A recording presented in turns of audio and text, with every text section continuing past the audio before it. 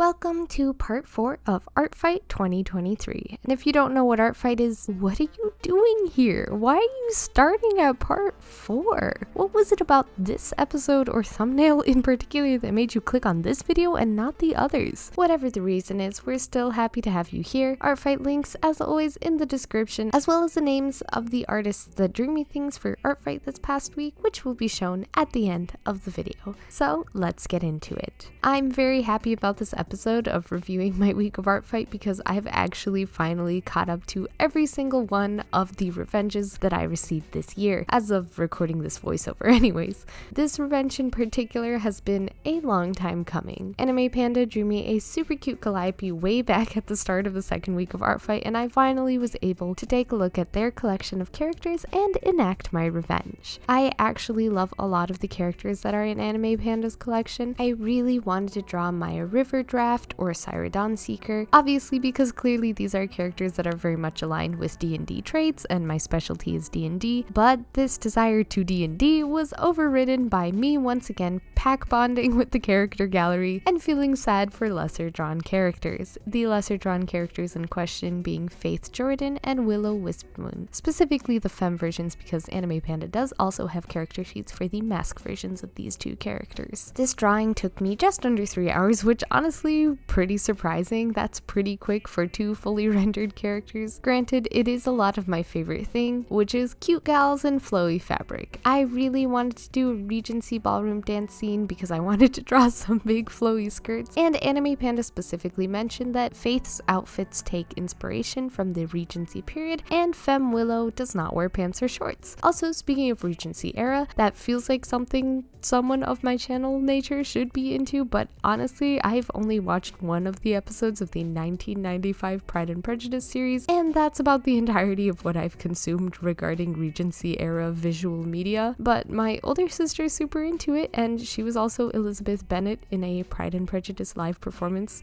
which is pretty neat. One of the difficult things regarding this drawing was actually finding a dancing reference that I really liked. Obviously, I used a reference because drawing people dancing isn't really something I do all that often, but to add an additional layer to the hunt for just the perfect reference, Faith and Willow are queer platonic partners, and a lot of dancing references that I found out there had just far too intimate of an undertone for at least my preference for what the tone of the drawing should be. Needless to say, I did not find a reference that I was happy with, so I actually ended up just drawing one of the references I found and then scooching the bodies apart and tweaking their proportions until I felt happy with the way things were going. One of the things that turned out to be particularly difficult was making facial distinctions between Faith and Willow without taking too much creative liberty, but also making enough facial distinctions so that my same face syndrome wouldn't show. AnimaePanda has a much more cartoony, stylized look to their work, and translating that kind of art style to my semi-realistic style always makes me pretty nervous because, I don't know, maybe the artist has some preformed ideas about how the characters look outside of their own art style, or maybe I'm missing a particular detail. So you'll see that I take a lot of care in working on Faith's facial features and her expression. Also, I thought maybe it's because I have a tendency to do a 3/4 face facing the other direction, and maybe that's why I had such a hard time. But no, I look through my art. I don't seem to, in general, have a preference for which direction my 3/4 face is facing, and I guess that means I was just having a struggle moment. You know what? It had to happen eventually. This drawing is drawing 11 of ARTFIGHT, and to have only just now hit a weird art wall, art block, you know, I'm gonna say that's pretty good. The dresses that Faith and Willow are wearing are actually inspired by very real paintings from the Regency era or recently after the end of the Regency era. Willow is wearing a dress inspired by a painting titled Vanity, done by Joseph Frederick Charles Sor-ca, and yes, my French is very bad, thank you. And Faith is wearing a dress that was in a painting by Franz Verhaas, which is very fittingly titled An Elegant Lady in Purple. And I don't know what this elegant lady is up to, if she's just looking at the dog with very little social responsibility in envy, or if she is deeply considering just abandoning her social responsibility that is in the next room to pet the dog. Either way, big mood. On that note, here's the final product. I really like the folds in Willow's dress, and I like the satin sheen that's on Faith's dress. I had a ton of fun drawing the two, despite the small struggle bus that was me forgetting how to draw a face temporarily. But as always, if you would like to bookmark some of AnimaePanda's characters for the end of ARTFIGHT this year, or possibly next year, since there are only a couple of days of ARTFIGHT left, their links are in the description. Drawing number 2, I'm not gonna lie, I am kind of proud of how it turned out. In general, I like to start my drawings with pretty low expectations, and throughout the drawing process, it's all very blind. Oftentimes, I only decide whether or not I actually like a drawing when I step back and look at the final piece. I mean, I do a little bit of deciding whether or not to continue the drawing once I finish the sketch, but the sketch is always a little different from the final result, so you can't really say for sure if you like it at that point. This character is Reyes by Forest1JH. They actually attacked me twice before I was able to get any revenges in, with a drawing of Merilith and another one of Minamika. Oddly enough, and probably by coincidence, the only characters on my profile with names starting with the letter M. Forest1JH describes Reyes as a loser, which I am obsessed with the way that that's the first thing that Forest1JH says to describe this character. And I quote from the character page, "A loser guy who has fire powers." That's amazing. This character has fire powers, loves a good battle, loves fighting fantasy creatures. He's a skilled inventor and metalworker, and I mean, he made his own mechanical arm for goodness sake, and somehow he is still considered a loser. What a guy. No, of course, it's a little more complicated and inevitably more traumatic than that. Having superpowers isn't a common trait in this universe, and when Reyes' powers begin to manifest and eventually are revealed to his parents, his birth father pushed him into a fire pit, which is what resulted in the prosthetic arm and the scarring on his face. By the time Reyes turns 7, his dad has left the picture, leaving him completely alone with his mother. In middle school, Reyes, like all middle schoolers, makes some pretty unwise decisions, namely showing off his powers and accidentally burning a large portion of the school down. And like many failed attempts at showing off in middle school, this resulted in him becoming an outcast among his peers for a very long time, until he met his now lover, Evanescent. And he's still a little socially awkward guy, but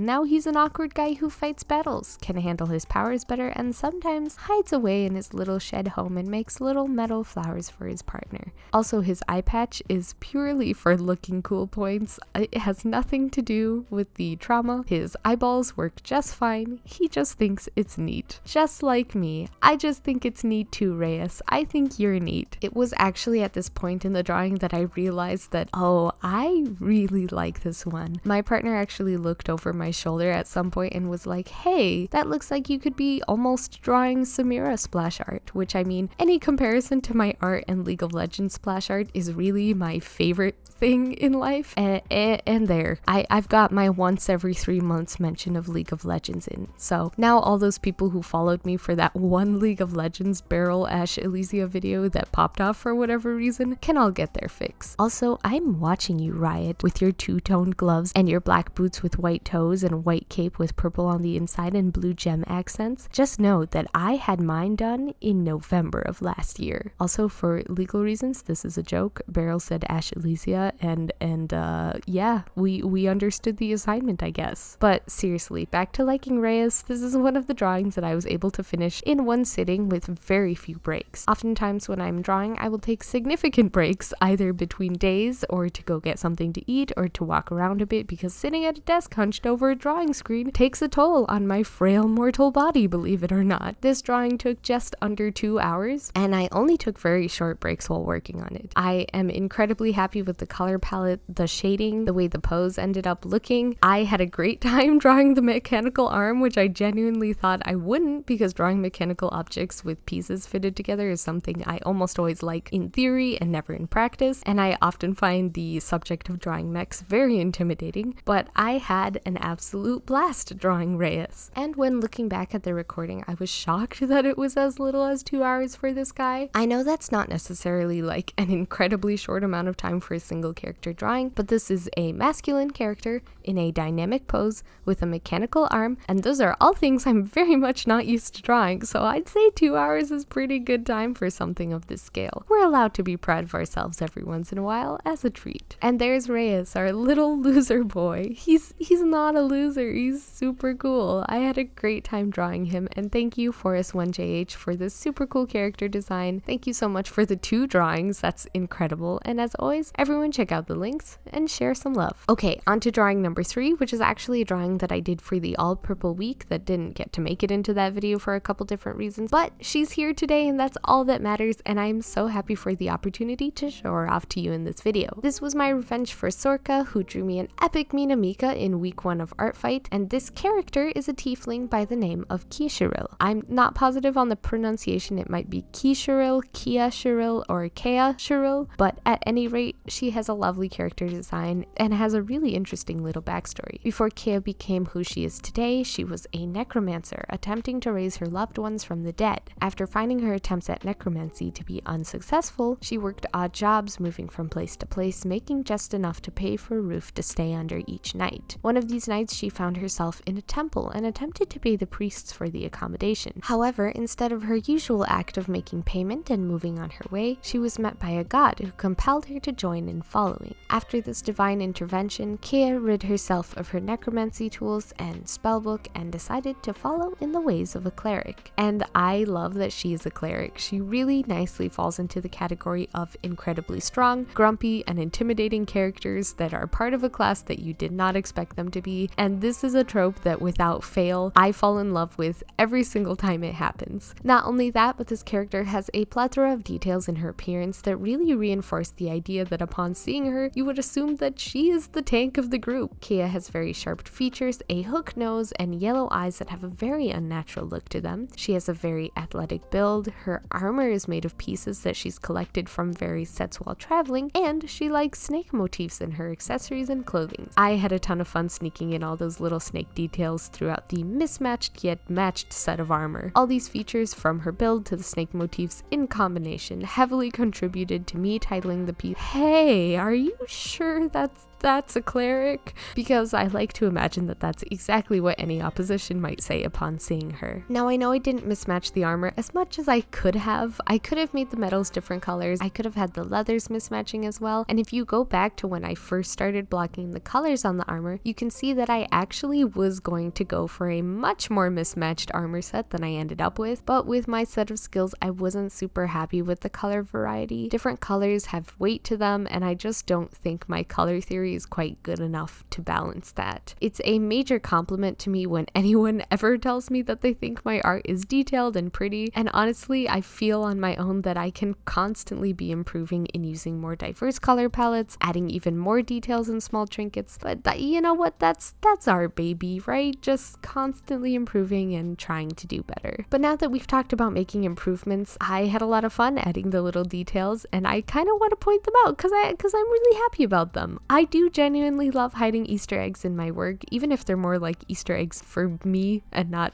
really for anyone else, but we can take a look at those details. On the armor covering her left arm, there are these little flowers and snakes, indicating that the bracer and pauldrons are at least from the same set, and I think the only other sets that match are the shoes with each other, and also possibly the upper right thigh with the guards that are at the hips. Both the knee guards are a little different. The left shin guard has a snake scale pattern, which I was originally trying to put on the leather but didn't end up doing so. There's a purple cloth at the front of her body with a little cobra medallion on it, and of course the detail that Sor-ca included in character notes, specifically the little red ribbon in the hair. All these little details you might just have to find for yourself in this short little reveal that I have for you right now, or perhaps whenever I actually catch up in posting my drawings on Instagram. I'm trying to create more of a schedule for myself to post these kinds of things, but it can get pretty overwhelming. Still, if you follow and support me on that many social medias, regardless of how often I post, it makes me feel very loved. And you know what? You can make Sor-ca and other artists in this video also feel very loved by checking out the links in the description. And in this episode, we actually have a fourth drawing for the fourth 2023 ARTFIGHT video. How fitting. It's another good old-fashioned D&D character, and I gotta say, this particular drawing was very in my comfort zone. Much like the Reyes drawing, it took about 2 hours, and I thoroughly enjoyed every single bit of it. Not to say that I didn't enjoy drawing drawing and learning about the various characters all throughout this month. Just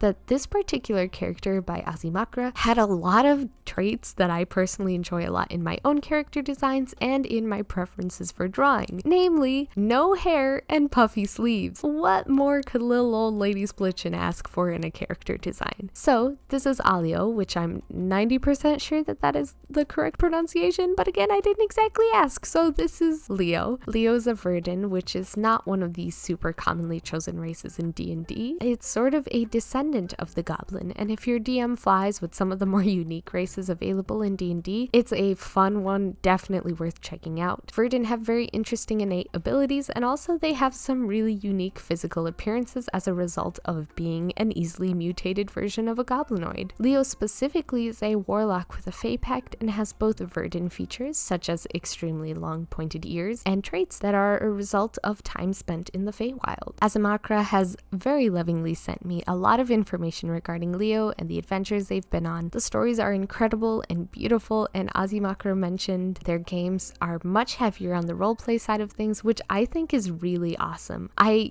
have no comment on how people should or shouldn't play D&D, but I think it's really incredible to find a whole group of people who all agree on the same way of playing, especially if that way is heavy in the roleplay. Leo has a very interesting backstory that you can read in depth on their character page, which I highly encourage you to do for yourself. Azimachra has laid out an incredible lifetime events for their character even before the D&D adventures began, and you should check it out because I don't have as much time to lay it out in the beautiful detail that is on Leo's character sheet, but it involves opening magic rifts, dealings with the Feywild, a loss of a name, a growth in magic, and also Arrow Ace plotting and scheming and marriages of convenience. It is truly a fantastic story, and Alio comes out of it as a lord, more powerful than ever, and also in finding their freedom and their way back to the material plane, they find that they are now the same age as their sister Vernata, who was once 8 years older than them. Vernata, or Vern, Alio, and their parties set off on their adventure in a city called Chronothur, which is in the midst of a coup against the king. Mysterious earthquakes also plague the land, and at midnight an apocalyptic event occurs, only for the next morning to arrive, but it isn't the next morning, it's the same day again. A powerful wizard has put the party members in a time loop where they must learn how to stop the red great worm Ashardalon from taking control of the multiverse through the use of a set of incredibly powerful artifacts called the Dyad, and also obviously many D&D shenanigans. Ashardalon is eventually brought down, and the party, hanging on by a thread, finally lives to see a brand new dawn. Now I really condensed that story, the backstory. Ozzy condensed it for me, and I condensed it for the rest of you. I did at least want to leave a little time in the video to gush over the character design, and also look at this super cute pseudo dragon whose name is Flo. Look at their little tongues stuck out. I stayed roughly to the design elements that Ozzy included in their drawing, which I love the detail of the tied back ears, and I wanted to add a bit of the more Feywild flair to them. So on the back of their waistcoat there's vine patterning, and the same goes for the brown parts of their pants, and I'm so glad that I included Alia's ring in the final drawing. I actually was almost not going to, but reading how important the marriage ceremony was and also how it's their spellcasting focus made me absolutely have to include it, even if I didn't get the details of the ring quite right. And that's Alio and Flo, such fantastic character design, such an interesting story. It really is tempting me to open up a series about drawing other people's D&D parties because I know that there are hundreds, thousands of fantastic stories and characters to share, but unfortunately I have a lot planned in the next few months, so we're just going to have to settle for these few characters at a time. If you want to know Alio's story more in depth or even learn about the rest of their party, please check out the links in the description for Azimachra's things. And thus concludes week 4 of ARTFIGHT. Now, technically, I have a 5th drawing that was ready for this video that didn't make it into this one, but you know what? That means I get to sneak in one last ARTFIGHT video next week, even if there are only 3 days after this video comes out in which I can draw new characters. But come back next week for the final installment of ARTFIGHT 2023. Hopefully we'll have at least 3 new drawings to work with by then, and in the meantime, while you wait for that video, please check out the cool artists mentioned in this video. And now, the 2 pieces that I received this week. The first piece is from Yearning in Blue, and it's a really pretty drawing of Merilith and Ezra. I think this is a great piece, awesome color choices, and lots of attention to detail on Yearning in Blue's part. I do want to put a little note in case someone feels like they missed something in seeing this epic drawing. I only did a little bit of defining of the relationship between Merilith and Ezra on paper. That being said, because of the nature of D&D, I'm not going to go out there and try to control what anyone thinks character dynamics for my NPCs should be. The flexibility is what makes campaign books beautiful. It allows uniqueness from table to table, and this drawing was clearly done with such care and fondness for my characters. How can anyone be anything but absolutely thrilled with this art? So thank you so much, Yearning in Blue. This is so cute. I really appreciate it. And second, we have this art from Azimachra, actually the player for Alio as seen in the speed draw. More gorgeous Merilith art. I really love the moment that has been captured here. I think Azimachra captured the dread and terror of having fought under the Aboleth's control extremely well. The color choices and the way the background looks kind of hazy, like she's waking up from a nightmare, is fantastic. I don't think I'll honestly ever get tired of receiving Merilith art, trio art in general, from anyone. I was never expecting the trio to become so popular, both as trademark characters of my channel and on ARTFIGHT this year, and still, even after all this time, I'm so blown away by the idea that anyone wants to draw